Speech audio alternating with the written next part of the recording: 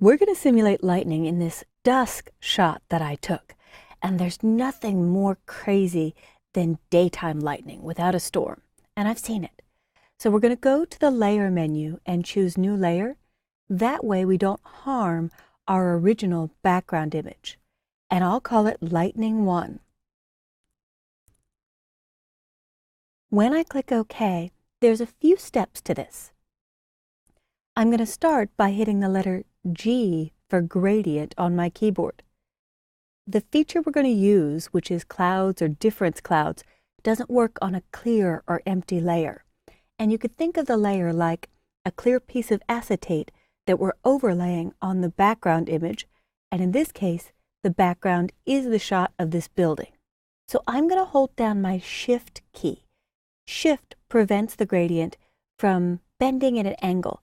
It will go straight black to the left and white on the right. The longer you drag, the more shades you get. But I want a nice, sharp transition. So I do a short drag. I will step all the way backward. And you don't have to do this, I'm just doing it for illustration. On my first drag, while holding down the Shift key, I'm only dragging to about the edge of this first building. Now here comes the magic. Filter, render. And filters are technically called plugins to Adobe. They plug into the application and extend the functionality. A lot of filters are used for special effects.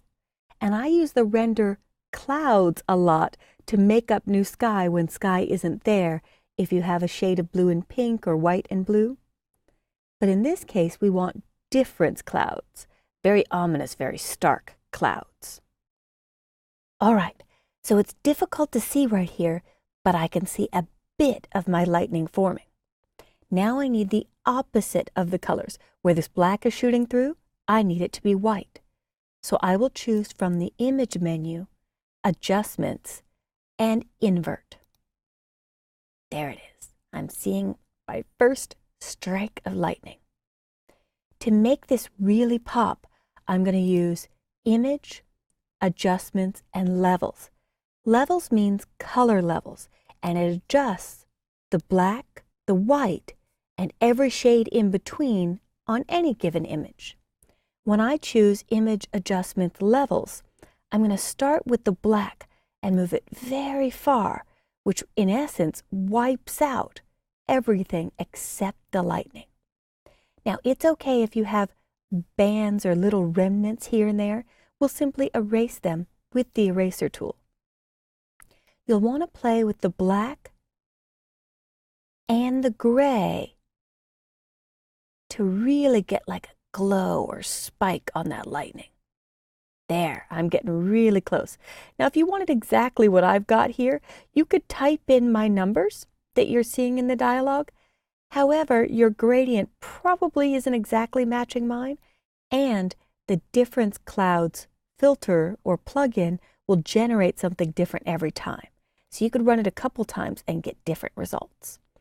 But I'm going to leave it about here, and I'll pause so you can write down the numbers or you can pause the video. I'll click OK, and to really make it look like lightning is hitting this scene, I'm going to choose a layer blending mode. A layer blending mode controls how the lightning layer on top of the background image interact. So the one that I love is lighten. Lighten the image with the lightning. And now it looks like it's shooting right in the frame and hitting a random pedestrian. But we're actually going to go back to normal.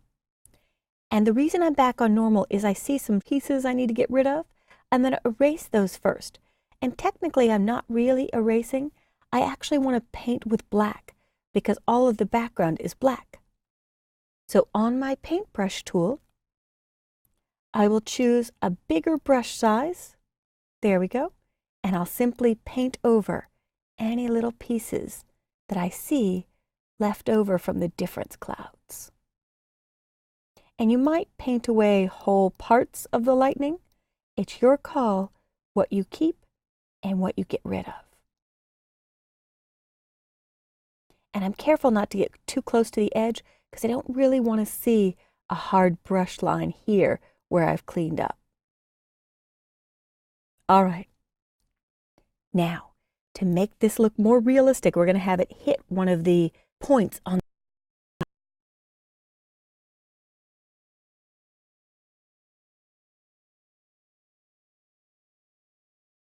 really some quite surreal special effects with these layer blending modes.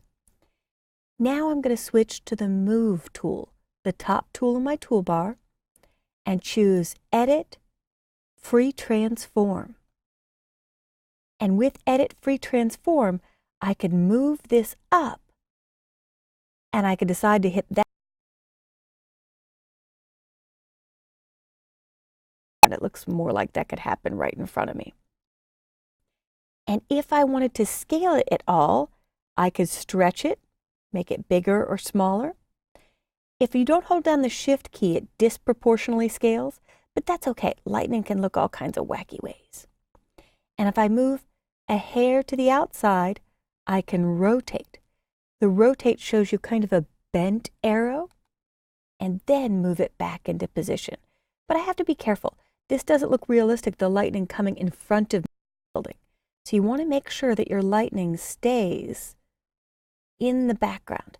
And there are more tricks to get this to align better, but I'm just going to scale it down, rotate a little bit more, and make sure my lightning doesn't hit the building. In fact, if I'm happy with this and I press Return or Enter or double click to make it look more realistic, I can go back to my paintbrush tool and just erase away. But it's fading a little bit here, so if I undo and use a much smaller brush and click away in what I call the safety area, right here is the safety zone, then it will look like the lightning is striking behind the building. Now I'm going to pause the video for a moment and add a couple more layers for more hits of lightning on the same spire.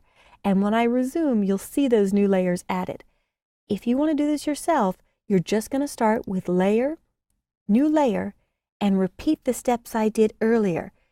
Doing a gradient, running filter, render, difference clouds, going to your image menu, choosing adjustments and invert, and then finish it off with image adjustments levels. And the last step is your layer blending mode of lighten.